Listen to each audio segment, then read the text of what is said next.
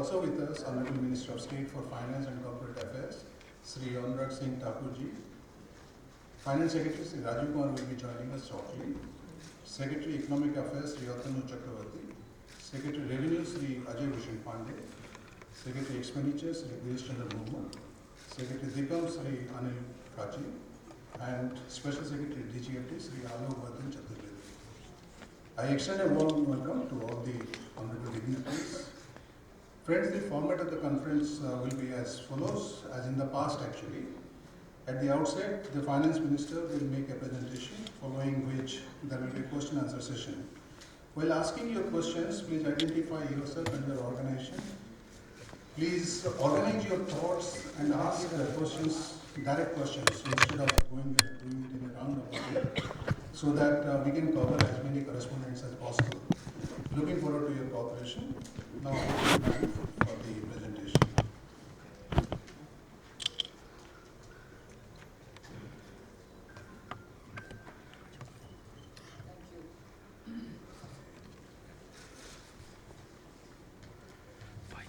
Once again, as was promised earlier, we've come before you to announce some measures which are being periodically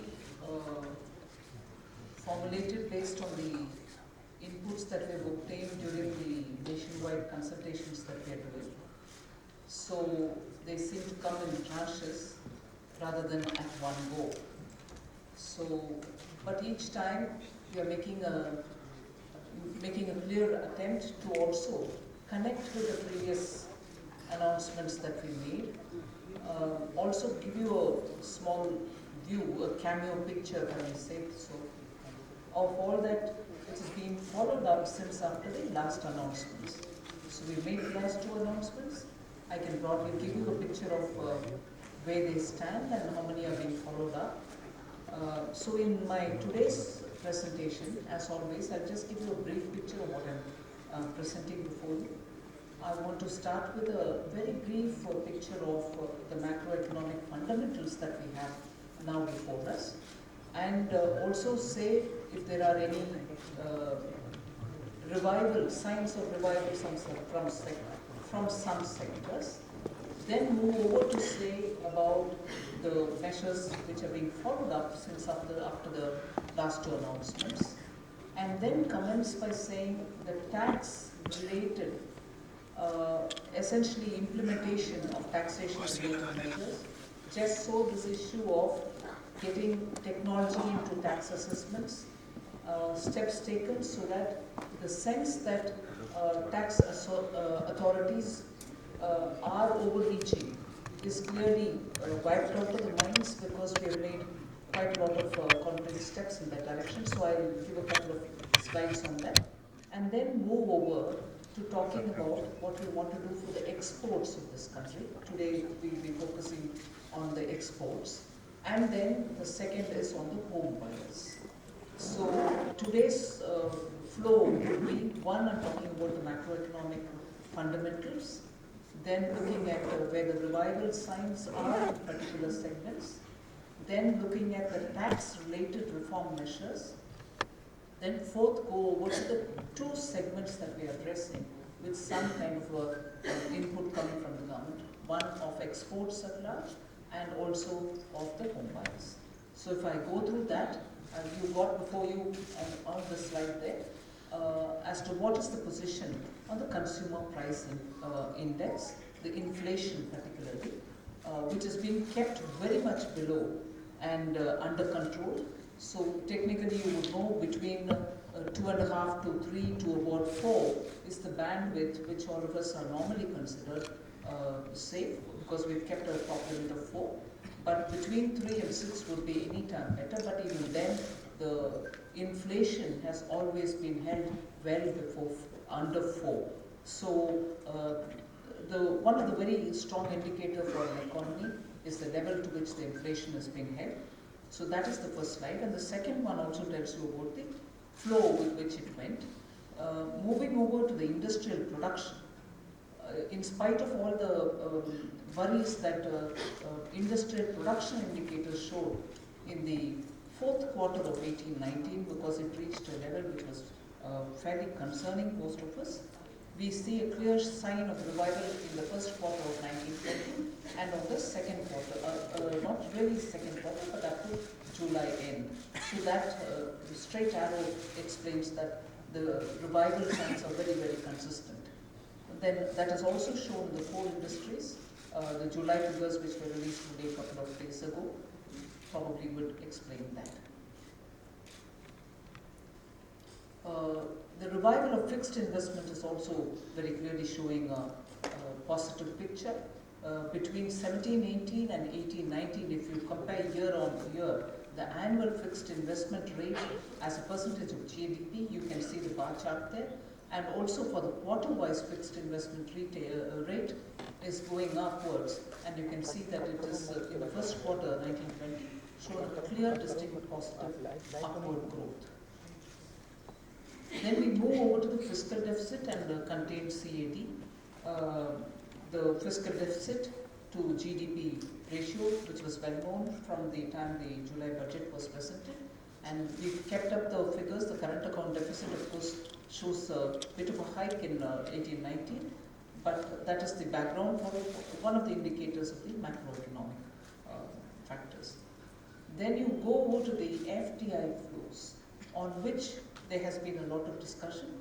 We can very clearly see that the numbers between, if you compare between 14, 15 going upward, 15, 16, 16, 17 and so on, you can see between 1819 and 1920 as of now, there is a clear sign of revival.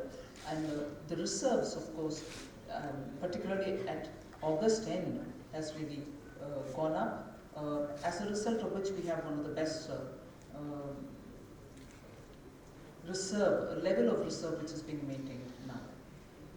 I'll quickly move over, as I said earlier, on what are the kind of follow-up we've made on the announcements that we've made twice before. Announcements were made on 23rd August and again on the 30th of August regarding series of measures that we took. I had reported implementation of 6 of the 32 announcements relating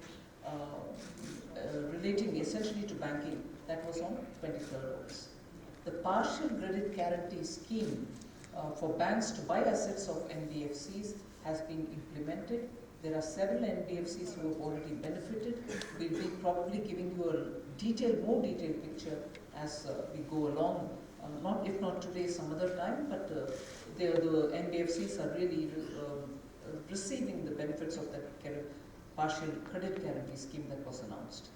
Then there is definitely an increased and improved credit outflows from banks.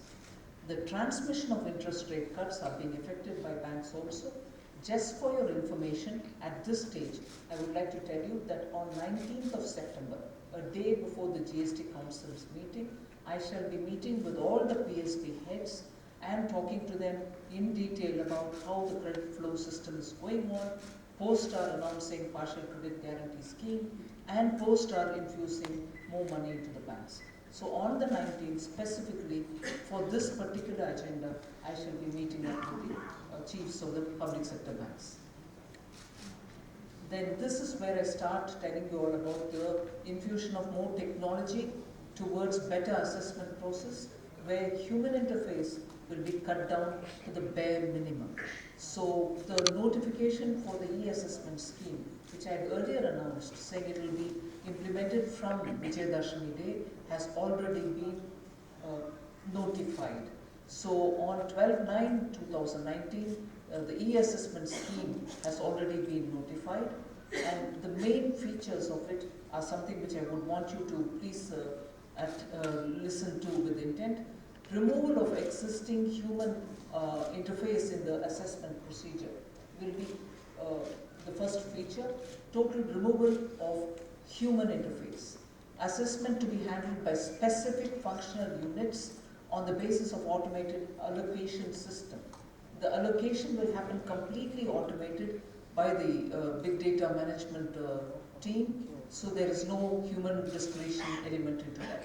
Assessment unit will also be anonymous. All communication to be made exclusively in the electronic mode only, and no personal appearance of any SSA at all. So with this major one step forward, we feel any element of discretion leading to harassment will all be removed, and we will give good attention to its effective implementation. This was something which was already announced, the document identification number. The particular